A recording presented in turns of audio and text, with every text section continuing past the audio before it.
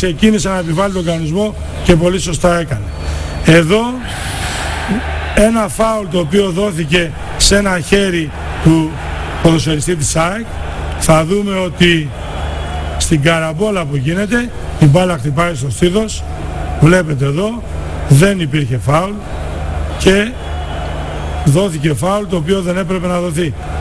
Είναι φυσικά μια δύσκολη φάση, δεν ξέρουμε το οπτικό πεδίο που είχε ο διαιτητής και χτύπησε στο στήθος του, δεν έπρεπε να δοθεί φάουλ στη φάση αυτή.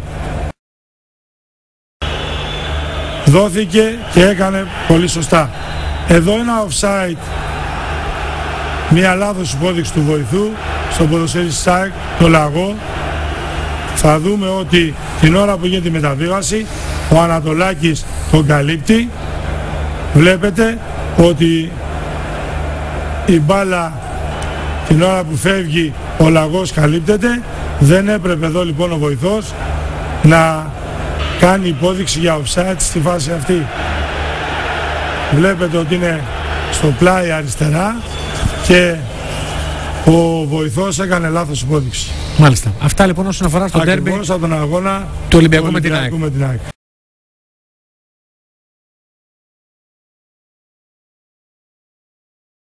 Τον αγώνα της ΑΕΚ με τον Ολυμπιακό. Εδώ είναι μια φάση που γίνεται ένα πέναλτι.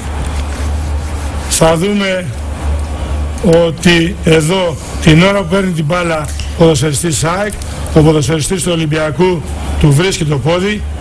Εδώ ακριβώς ήταν πέναλτι, δεν δόθηκε από το διαιτητή. Εδώ ακριβώς υπάρχει επαφή, κάνει προβολή, του βρίσκει το πόδι, ήταν πέναλτι, δεν δόθηκε από το διαιτητή. Αυτό που έλεγα στις προηγούμενες φάσεις και έτσι το γκολ πολύ σωστά μέτρησε. Και εδώ άλλο ένα πέναλτι το οποίο δεν δόθηκε σε ένα μαρκάρισμα του Σέζαρ.